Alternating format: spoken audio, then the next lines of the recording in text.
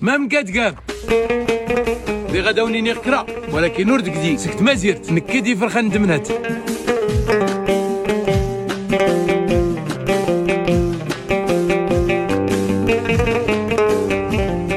اللحظات اللي تقدر تعيش وهو تشوف الناس فرحانين. السلام عليكم. ما مقاد صح لاباس خيرات سيدي ربي. شفت الكوزينه خصو يذوق. شكرا ولا كيصرف. شكرا. شحال بيزن؟ 40 عندنا غو فلا مستر ربي. هاشتي باروك ندمنات. دابا غادي نمشيو لبوغرارت باش نصاوبوا واحد الطاجين ناضي. يسني اللي قلت بابا حنا اش تسمع يلا نسودو. دابا كلشي العائله ديال هنا ديال بوغرارت كلهم عندهم الفخار، معروفه بوغرارت معروفه بالفخار على الصعيد العالمي. كان بابا حنا معروف هو المعلم ديال البراده باش كنشربوا الماء بارد. دمنات معروفه بزاف د الحوايج، الزيتون، زويتات العود، العسل ديال تيكيوت، وبطبيعه الحال معروفه بالتبزيره الدمناتيه. خليطه غادي تلقاوها عند العطاره ديال دمنات ولا في التعاونيات او لا في المساحات الكبرى. واحد الطويجين دمناتي بالشفرجل. نديرو في الطاجين زويتات العود الدمناتيه من الدوار. طيب اسماعيل الخم ديال الزيتون هذا العصره الاولى. الزيت الدمنات راه معروفه وبنينه وكتبقى معطله، كتكون منيره. طبيزيره دمناتيه، شويه الخرقوم، سكنجبير، مليحه، ونحركو، نرشو قطيره الماء وندوزو اللحيمات في الخليط.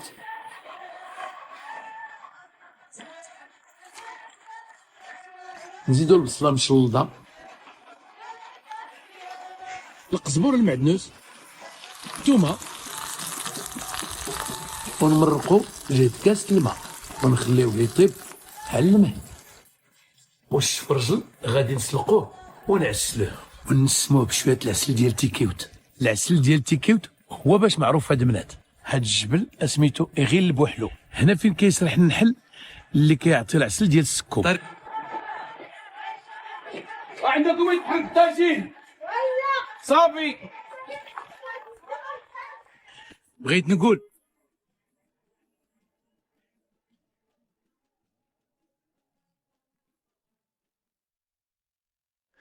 في القرن 11 وعلى حساب كتاب الفلاحة غادي نلقاو جميع أنواع المزروعات اللي كانوا عندنا، بحال الحمص والفول، اللوبيا والعدس، الجنجلان والزعفران، الكمون والكروية، الشانوش وحبة حلاوة. ايوا والخضر كانوا تقريبا كاملين، ومن بينهم كنا تنستعملوا بزاف القرعة بجميع أنواعها. قد ديالاش القرعة باقا صغيره مسكينه، كون خليناها تكبر كون ولات حمراء. وفي كتاب الطبيخ في المغرب والاندلس فصل البقليات والمخدرات كاين واحد الوصفه سميتها لون القرعيه. كيقول الكاتب يجب ان يعلم ان من شرط هذا اللون ان لحمها من لحم الغنم، يجعل في قدر بملح ويسير من البصل وفلفل وكزبره يابسه وسعتر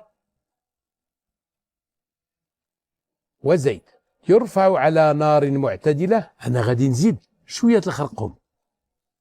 عرفتوا علاش الوصفات ديال الكتاب ما فيهمش الخرقوم؟ حيت ما وصل عندنا من الهند حتى القرن 13 وكنا تنقولوا ليه في الأول الزعفران الهندي بطبيعة الحال على اللون ماشي على البنة، والزعفران الحر كنا تنزرعوه ديك الساعة، والدليل كاين في كتاب الفلاحة.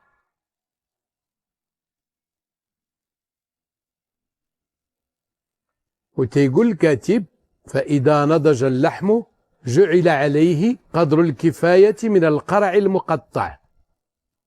حنا القريعة أو التخريفين قطعناها قبل ودرنا عليها الملحة لمدة 20 دقيقة وغسلناها مزيان من بعد. عرفتوا علاش درناها في الملحة؟ باش يخرج منها الماء ديالها كامل، وفي بلاصه ما تطلق الماء ديالها في المرقه هي اللي تشرب منها.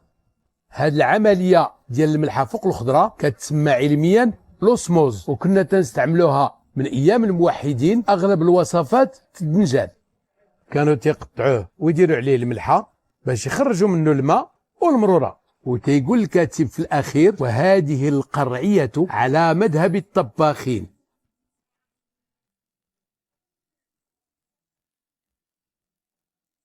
اجيو علاش نقولوا لها تخريفين في مراكش؟ رجعت لديوان الفلاحه ديال ابن البصال ومشيت لزراعه القرع. لقيت بانه في ذاك الوقت في المغرب والاندلس كانت القرعه تتجنى في اكتوبر، يعني في الخريف، وهذاك الشيء علاش سميناها تخريفين. حكايتنا سالات وشهوتنا وجدات. ايوا جربوها فهي طيبه عجيبه. في كتاب الطبيخ في المغرب والأندلس اللي تكتب في القرن 12 تكلم الكاتب في الفصل الأول، تكلم على اللحم المدقوق ودوا حتى على المرقاز وسماه المرقاس. سوسيط كتاب الطبيخ في المغرب والأندلس اللي تكتب في القرن 12 تكلم الكاتب على بزاف ديال ألوان الطعام، منها شوات البقري، شوات الغلمي، شوات الدجاج، وتكلم على طويجنة القرعة والدنجال، وتكلم أيضا على المخبزات، على المسمن والبريوات، وعلى الرفيسه والتريد. ولكن في الفصل الاول تكلم على اللحم المدقوق اللي هو الكفته، ودوا حتى على المرقاز وسماه المرقاس. سوسيط وفي الوصفه العشره كيقول: يؤخذ من اللحم المدقوق ويضاف اليه من الجبن الرطب وشيء من البيض والفلفل والقزبره اليابسه، ثم يصنع منه مرقاس. حنا غادي نخدموا بنفس المكونات ولكن ما غادي نصوبوا السوسيط. نديروا الكفته في الزلافه، ديروا اي نوع من الكفته، نزيدوا بصيله مشلضه رقيقه، ثومه محكوكه، بيضه، لا شابلوغ، فتات وخبز الدرمك. ما تكتروش لا شابلوغ حيت بغينا الكويرات الكفته يتحلوا شي شويه. نزيدوا الملحه والبزار، القزبور اليابس، وشويه الزعتر.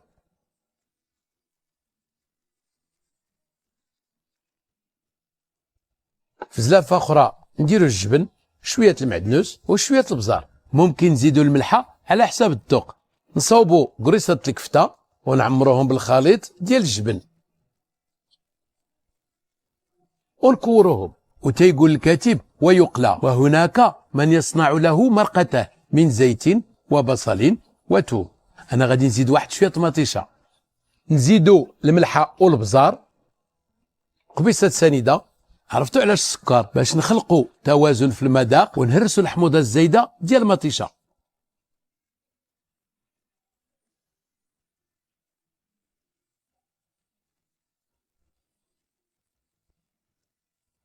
الله اعلم الا خاصنا شي حاجه اخرى. نقشروا بطاطا ونقطعوها طريفات قد باش يدخلهم الطياب متساوي. نديروا بطاطا في الكاسرونه فيها الماء بارد ومليحه. علاش تنديروا الماء بارد؟ حيت الا درناها في الماء غليان غادي تهرى من على برا وما غاديش يدخلها الطياب، والقوام ديالها ما غاديش يبقى زوين. وبالاخص الا بغينا نصوبوا بها شي شليضه، ملي غلى الماء نقصوا العافيه ونخليوها تسلق على خاطرها. الماء تسلق ما تلوحوش، خليوه يبرد وسقيو به المحبقات. ملي تسلق نسقطروها ونطحنوها.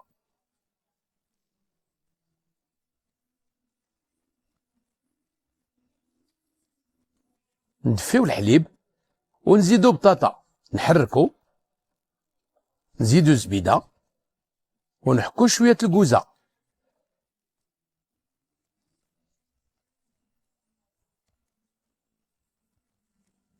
نفرشوا لا بيوري ونحطوا الكويرات بمرقتهم.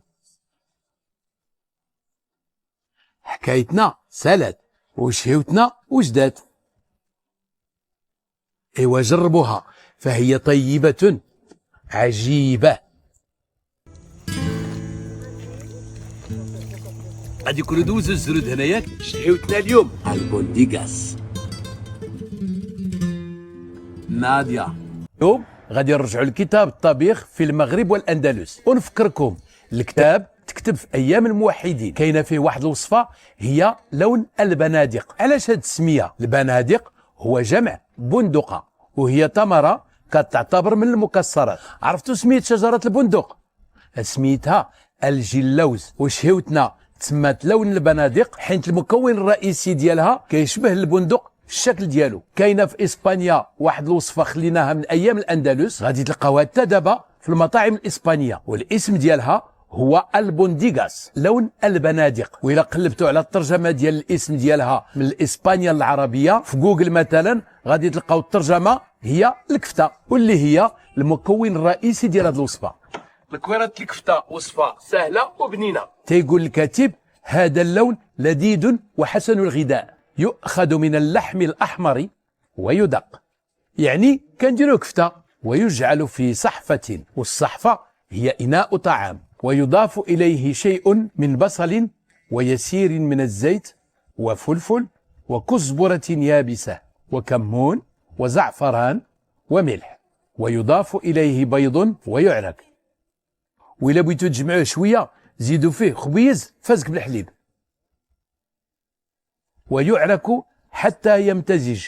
وتيقول: ويبندق كبارا، يعني نصوبوا كويرات كبار، ثم يؤخذ قدر نظيفة ويجعل فيها من الزيت وقدر الحاجة من التوابل. قدر الحاجة هي نتوما واللي بغيتو، زيدوا ونقصوا في التوابل على حساب المذاق. غادي تقدروا تغلطوا المرة الأولى، الثانية والثالثة غادي تصحوا الأغلاط. أنا غادي ندير الثومة، القزبور اليابس، الملحة، شوية الكمون، تحميرة، ونزيدوا البنادق ونخليوها طيب على عافية مهيلة. ممكن تاكلوا هاد الشهيوة في الطاجين، وممكن ترافقوها بالرز. بالنسبة لأنواع الرز كاينين الآلاف، ولكن الرز بدا بجوج الأنواع. الأول آسيوي وريزا ساتيفا، وتزرع في منطقة الصين 9000 سنة هادي. والثاني إفريقي وريزا غلابيريما، وتزرع في منطقة النيجر 3000 سنة هادي. نرجعوا لشهيوتنا، نغسلوا الرز مزيان بالماء بارد حتى يحيد منه النشا ويولي الماء صافي. الماء ما تلوحوش، سقيو به المحيبقات. نديرو زبيده في المقله، نسخفو فيها البصله مشلضه، شويه الثومه، نزيدو الرز ونحركو مزيان حتى يتحمر. نمرقو بمرق الدجاج او الماء. ورقه سيدنا موسى، شويه الزعتر، الملحه والبزار. منين يبدا تيطبخ نقصو العافيه ونخليوها طيب حتى يشرب الرز المريقه، ونرافقو بها البنادق.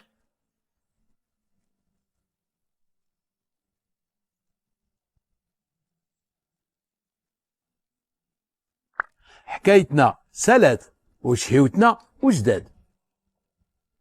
ايوا جربوها فهي طيبة عجيبة. في مراكش باقي عندنا بعض العائلات كيسميو واحد الوصفات الكفته حرش. وهذا الطبق كان عزيز على ابو الحسن اللي هو الحفيد ديال عبد المؤمن بن علي اللي كان الخليفه ديال يعقوب المنصور في مراكش. الوصفات القديمه اللي كنا تنصوبوا 9 القرون هذه يعني كان دوي على الموحدين والمارينيين. الا رجعنا لذاك العهد غادي نلقاو جوج الكتب اللي هما هادو: كتاب الطبيخ في المغرب والاندلس وفضالة الخوان. في هاد الكتب بجوج كنلقاو واحد الوصفه سميتها لون الاحرش. اش بان لكم نصوبوا لون الاحرش، ولكن ما غاديش نطبقوا الوصفه كيف ما هي في الكتاب، غادي نزيدوا عليها بعض الاضافات. تيقول الكاتب: يؤخذ من اللحم المنقى من العصب ويدق، يعني كنصوبوا كفته، ويعرك بشيء من المري. والمري دوينا عليه في الحلقات اللي دازت، حنا ما غاديش نديروه. غادي نديرو شويه ديال التحميره، شويه القرفه، وشيء من الكزبره اليابسه، نزيدو مليحه، وشيء من الدرمك يعني الدقيق. حنا غادي نديرو النشا. علاش النشا؟ الكاتب تيقول: الدرمك هو الذي يلصقه بعضه ببعض، يعني باش الكويرات ما يتحلوش. ومن بعد تيقول: يصنع له مرقه من زيت وثوم ويسير مري. حنا غادي نديرو البزار، الخرقوم والملحه. وتيقول: ومن اراد، يعني حنا ما ملزمينش نطبقوا الوصفه بالحرف، ومن اراد يجعل مرقته صنابا. وتيقول ابن منظور في لسان العرب: الصناب صباغ يتخذ من الخردل، والصنابي الذي لونه بين الأصفر والأحمر. وبالنسبه ليا الا كانت كفته حرش المرقه ديالها حمراء غادي تجي زوينه، حيت كيف ما تنقولوا حتى العين تاكل. داك الشيء علاش غادي نزيدوا شويه التحميره، مطيشه محكوكه، مطيشه ودارنا اخت اللي غيامات الموحدين، ونخليو المرقه طيب شويه.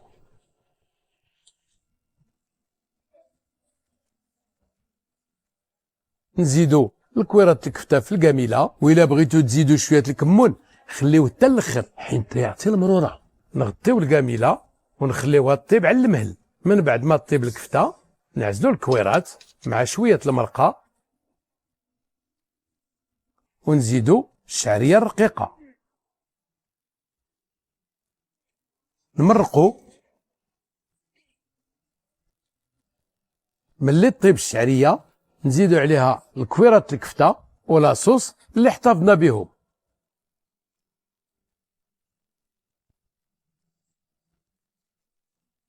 حكايتنا سالات وشهيوتنا وجدات. ايوا جربوها فهي طيبة عجيبة. لسان الدين بن الخطيب ما كلاش الكباب. إلا كان الكباب هو اللحم المشوي فراه ما محددش الأصل ديالو، ولكن إلا قلنا كباب المغدور هنا كندويو على وصفة وطبق مغربي قح، والأصح هي المقدور ماشي المغدور، حيت في كتاب الطبيخ في المغرب والأندلس في ذكر أنواع الشواء تيقول الكاتب: يؤخذ من اللحم الفتي ويشرح بسكين تشريحا رقيقا ويجعل في غدار ويصب عليه الخل والزعتر والفلفل والثوم ويسير زيت. أنا غادي ندير البصلة، التحميرة، البزار، الكمون، الملحة، القزبور المعدنوس، الزيت. وتيقول: وتنضم في سفود ويدار بها على نار الفحم حتى تنضج. وفي وصفة أخرى في الكتاب تيتشواو القطبان وترجعوا للحيمات في القدرة باش يكملوا طيابهم. داك الشيء علاش نسميوه المقدور. وكلمة كباب ما كايناش في هذا الكتب بجوج. خلاصة القول: لكل قطر كبابه. حنا عندنا كباب المقدور، وإلا قلنا شيش كباب تنقولوا تركيا، وحتى دونا كباب وأدانا كباب، وكاين الكباب الحلبي في سوريا، وكاين تندوري كباب في الهند والباكستان والبنغلاديش. دابا غادي نشوفوا كتاب نفاضة الجراب في علالة الاغتراب ديال لسان الدين بن الخطيب، تيحكي لنا فيه على قبيلة هنتاتا اللي كاينه في جبال الأطلس. كانوا عرضوا عليه لواحد الزردة مبرعة، وهذا الشيء في القرن 14 في وقت المارينيين. وللإشارة قبيلة هنتاتا كانت من أغنى القبائل. تيقول لسان الدين بن الخطيب في وصف الوليمة: ثم تتلوها صحون نحاسية تشتمل على طعام خاص من الطير والكباب واللقالب. سمعتوا؟ من الطير والكباب. وفي هذا النسخ بجوج ديال الكتاب في الصفحة ديال وصف الوليمة الكلمة الوحيدة اللي مشكولة هي الكباب. علاش في نظركم مشكولة؟ باش ما نغلطوش في الفهم ديالها. إلا مشينا لسان العرب غادي نلقاو تفسير ديال الكباب، حنا غادي ناخدو غير المعجم المدرسي. منجد الطلاب غادي نلقاو فيه كباب اللحم المشوي، وتابعها كباب الكثير من الغنم والإبل. يعني لسان الدين بن الخطيب ما كلاش الكباب، كلا الكباب اللي هو الجملي والغنمي. نكملوا كباب المغدور، نديروا سمينة في الطاجين وننزلوا اللحيمات ونزيدوا بيضات.